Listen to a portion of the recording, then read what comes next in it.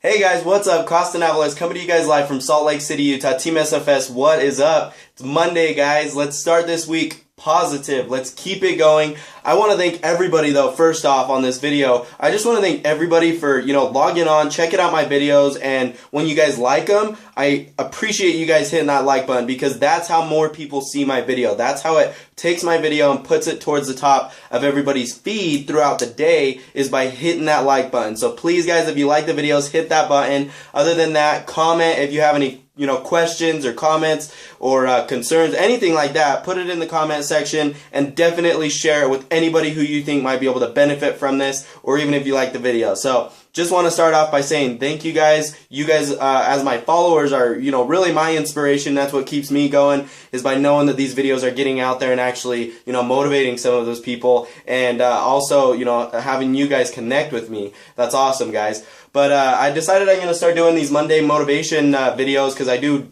daily videos now, and I just want to get through to some people and hopefully see a lot more people start to get motivated and inspired and just get out there and do what you guys love to do, guys, because I feel like throughout our high school period and right after high school, life slaps you in the face, and it's really, really hard to keep your dreams as a goal, right? You just start to lose your course, and it's like when you're in high school, or when you're a little kid, you have all these dreams and ambitions and goals to be these, professional paid athletes, or you have a dream or a goal to be a policeman or a firefighter. But then once you get out of high school, life, starts to hit you in the face, and you actually start taking different routes, all because you need the money at that point in time. All of a sudden, you're hit with a bunch of responsibility, and those dreams that you had in the past start to get buried more and more and more as you struggle and you just try to get by, right? And I hate that that's how it happens.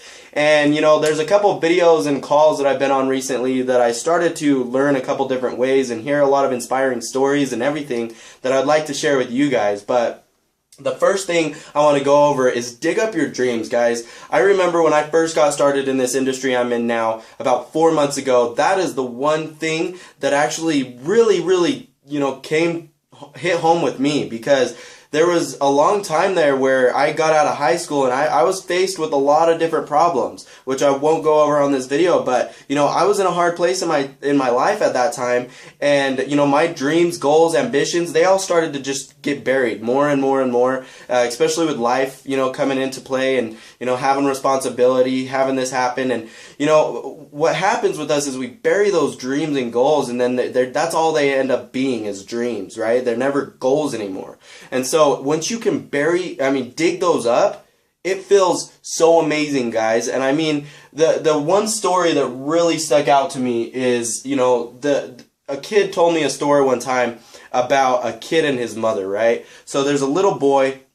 Mom asks him as he's growing up, what kind of car do you want to drive when you turn 16? And the little boy looks at his mom and he says, Mom, I want to drive a Ferrari, right? And so, little kids, they love that stuff, right? And so what does the mom say? I mean, how many moms would be like, okay, yeah. No, the mom is like, all right, yeah, let's be a little more realistic. Seriously, though, when you turn 16, what do you want to drive? And the kid's like, yeah, okay, Ferrari is pretty expensive. Let's drop it down a notch. And so he drops it down and he says, I want to drive a Lexus.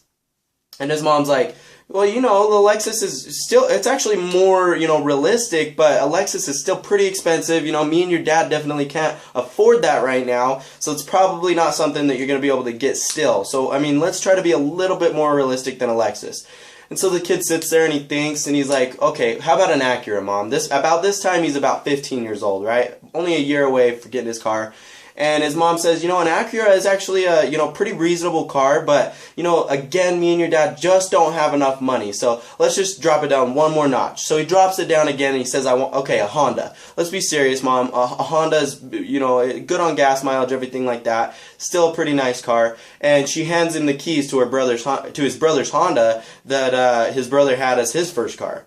And so the moral of the story here is, unintentionally, we grow up, if you're in middle class or lower class, you grow up not believing some of these things are accomplishable, right? These dreams, we end up telling our kids, or, without even trying to and meaning to install this into them, we start saying that certain things aren't reachable. even though they are, right? That kid, when he was 13, 14 years old and said he wanted to drive a Ferrari at 16, Who says he can't go out and try to, start studying business or start getting good jobs and saving up and just putting everything in the bank and somehow coming up with, enough money to maybe throw down on a Ferrari, and he could actually drive a Ferrari when he's 16. There's nothing that says that's impossible, guys. So what I want you to do is just stop thinking stuff's impossible all because of money. Money doesn't mean anything, guys. It's all about your mindset. Once you go out there and you actually have the mindset that you're going to accomplish something, stop figuring out or stop telling yourself, I can't afford that. And what the wealthy actually think in their head when they have something that they want and they don't have the money for it, they think, what do I need to do so I'm making the money so that I can afford that? It's not, I don't have the money, I can't get that. It's how do I get that and what do I need to do to, basically develop the income for that thing.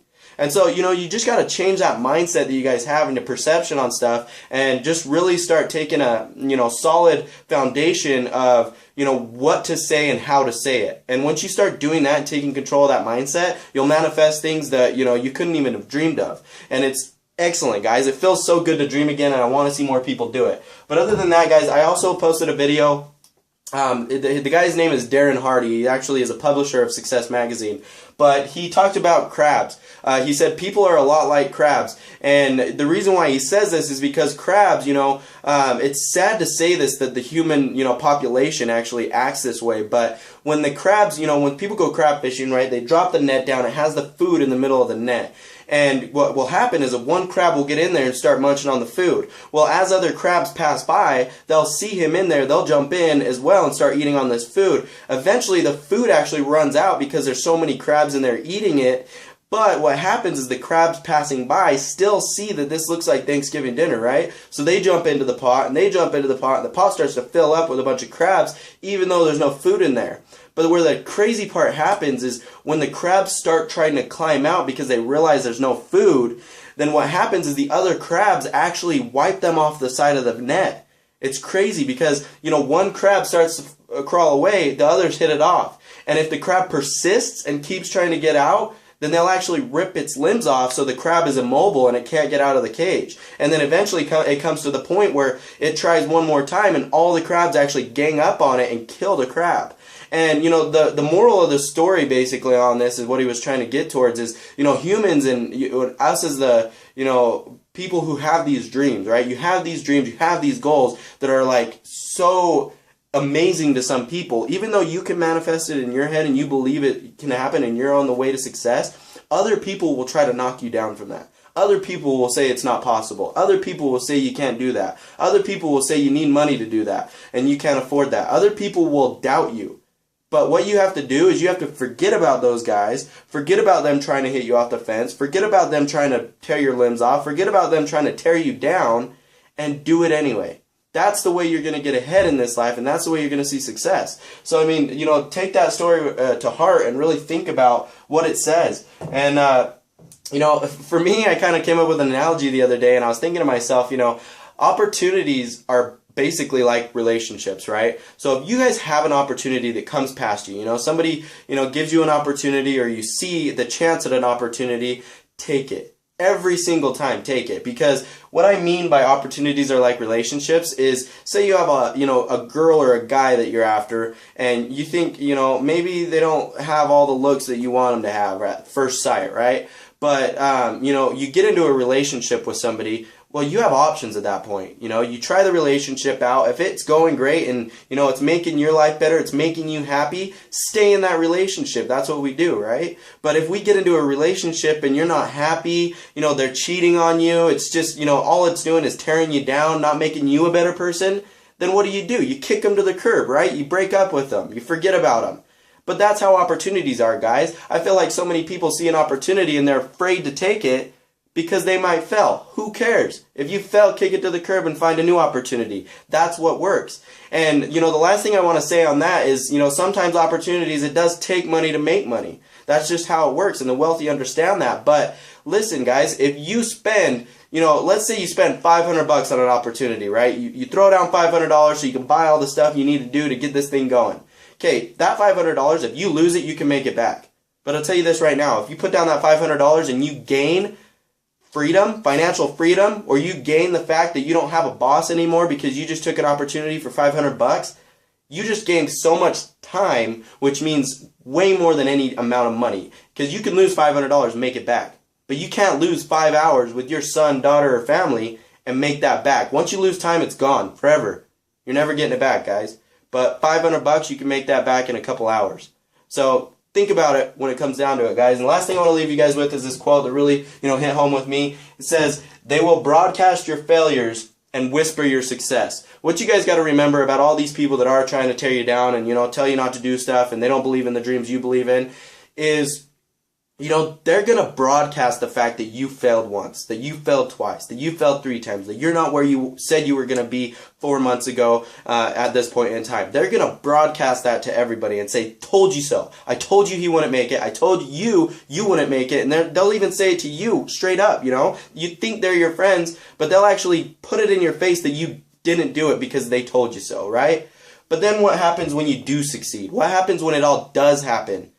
They're not talking anymore, right? All the haters, all the people that didn't believe in you, they're no longer even talking about you anymore. Because why? You proved them wrong. So silence them, guys. Silence them. And the funny part about that is half of them, they end up calling you and saying, "Congratulations, man." And they were the same people saying you wouldn't make it. But other than that, guys, I don't know about you guys. I'm ready to join the 1%. Please like, share, and comment on the video.